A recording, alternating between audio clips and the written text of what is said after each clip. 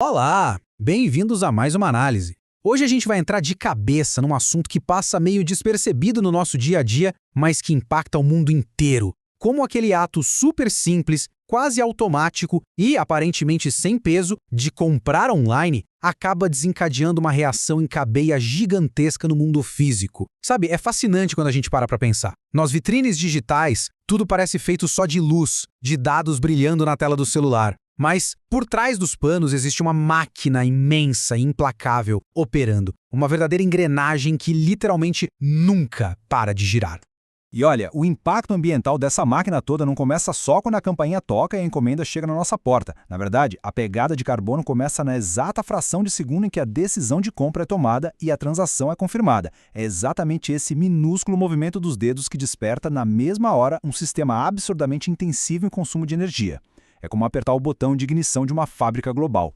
Existe aí um contraste brutal, sabe? De um lado, a gente tem aquela ilusão digital maravilhosa de uma compra sem nenhum atrito, finalizada em questão de segundos, sem filas e sem esforço. Mas, do outro lado, a realidade física cobra a conta. Para a mágica acontecer, o sistema exige centros de distribuição colossais, transporte pesado cruzando rodovias dia e noite e um consumo de eletricidade e combustíveis que chega a ser assustador. A distância entre a leveza de um toque na tela de vidro e a força bruta necessária para materializar essa conveniência é, sem exagero nenhum, abissal. Bom, isso nos leva à primeira parte da nossa análise, a engrenagem oculta, indo muito além da tela. Para que os produtos cheguem em tempo recorde, não tem mágica. O que existe é um sistema logístico incrivelmente complexo. Essas plataformas operam numa escala de eficiência que é de cair o queixo, sim, mas que cobra um pedágio altíssimo do nosso planeta. Cada comprinha aciona uma sequência imediata. Primeiro, temos os centros de distribuição, que nunca dormem, funcionam 24 horas por dia e que podem devorar tanta energia elétrica quanto uma cidade pequena. Depois vêm as embalagens, verdadeiras montanhas de papelão e plástico. E por fim, o transporte em múltiplas etapas, com frotas enormes cobrindo distâncias absurdas para conectar aquele estoque até o endereço final. É muita coisa envolvida. Mas vamos deixar uma coisa bem clara. O grande vilão da história nunca foi uma entreguinha pontual. O problema não está em uma única compra, mas sim na repetição em escala. O que pesa de verdade é o impacto ambiental cumulativo. Imagina só milhões e milhões desses processos que são super intensivos em carbono acontecendo simultaneamente a cada segundo no mundo inteiro. É essa escala astronômica, essa repetição incessante que pressiona o meio ambiente de forma tão agressiva todos os dias. E aí entramos na parte 2, o peso do frete e a ilusão do custo zero. O famoso frete grátis atua como um gatilho psicológico extremamente poderoso. Ele simplesmente mascara os verdadeiros custos logísticos que estão ali por trás, fazendo com que o consumo excessivo pareça inofensivo. E quando o frete é subsidiado, a dinâmica muda completamente e gera um efeito cascata que não dá para ignorar. São mais pedidos que se traduzem em mais entregas e que, obviamente, geram muito mais emissões. O que antes seria uma única compra consolidada, muitas vezes acaba se estilhaçando em várias comprinhas avulsas. E cada vez que um desses itens é despachado sozinho, toda aquela cadeia pesada de emissões é reiniciada do zero. No fim das contas, a impaciência coletiva de querer receber tudo no dia seguinte tem um custo invisível muito, muito alto.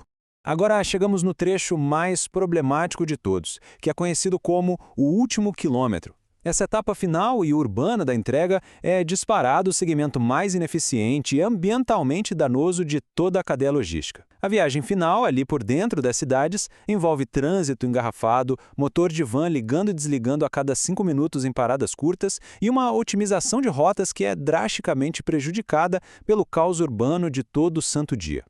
Diante de tudo isso, vale a pena a gente parar um pouquinho para uma reflexão bem objetiva. Afinal, quantas entregas um consumidor médio recebe em apenas um mês?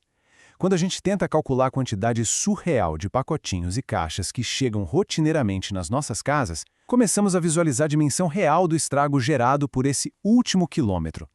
Se a gente multiplicar esse cenário por milhões de lares, o volume de gases poluentes liberados exclusivamente nas áreas urbanas vira uma coisa gigantesca, alarmante mesmo. O que nos leva à parte 3. O custo silencioso das devoluções, quando a jornada simplesmente dobra. Hoje em dia, devolver um produto pela internet virou algo super fácil, quase banal, não é? Mas, do ponto de vista estrutural e logístico, cria-se um pesadelo reverso. Aquele item devolvido precisa refazer todo o longo trajeto de volta. Isso exige colocar mais veículos na rua, com mais queima de combustível, frequentemente demanda o uso de plástico e caixas totalmente novas, já que as antigas foram inutilizadas, e ainda por cima um reprocessamento logístico exaustivo de energia nas instalações, só para inspecionar a peça e tentar recolocar o produto no sistema. Mas prepare-se, porque o aspecto mais chocante dessa cadeia oculta bate ainda mais forte. Em muitos casos, o produto devolvido sequer volta para o estoque. Ele acaba sendo sumariamente descartado. É isso mesmo. Devido ao custo financeiro altíssimo de todo esse reprocessamento, sai mais barato para a empresa enviar uma mercadoria em perfeito estado direto para o lixo do que arrumar tudo para vender de novo. É um desperdício colossal e a conta para o planeta fica infinitamente mais cara. E assim chegamos à parte 4, consumo digital com intenção, do automático para o foco. Olha, é super importante ressaltar que a tecnologia em si não é inimiga da história. O desgaste ambiental surge daquele piloto automático e dos comportamentos impulsivos que as ferramentas digitais acabam facilitando.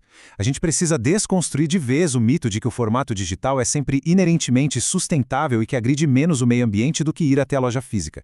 A realidade é que os impactos dependem inteiramente do nosso comportamento. Se as compras feitas pela tela são cheias de fragmentações e exigências de entrega super expressas, a pegada de carbono acaba sendo incrivelmente mais profunda do que no modelo tradicional. Mas a solução existe, está em atitudes bem práticas. Coisas simples, como planejar melhor as compras para consolidar vários pedidos num pacote só, resistir àquela urgência irreal de ter que receber tudo no dia seguinte, ser mais criterioso para reduzir a taxa de devoluções e dar preferência clara às empresas que de fato investem em práticas sustentáveis. São hábitos totalmente alcançáveis para nós. Quando aplicados em escala, eles retomam o controle da situação e aliviam de forma dramática o fardo pesado colocado sobre a natureza. No fim das contas, a grande mensagem é esta: não é o clique que define impacto, mas sim a forma como escolhemos usá-lo. O objetivo aqui não é abandonar as maravilhas e a conveniência do e-commerce, mas sim retomar a intencionalidade. Fica então a provocação: como a gente pode transformar uma compra automática em uma escolha ponderada sem exaurir os recursos naturais no processo? Fica essa reflexão essencial para a próxima vez que o nosso carrinho de compras virtual estiver cheio. Até a próxima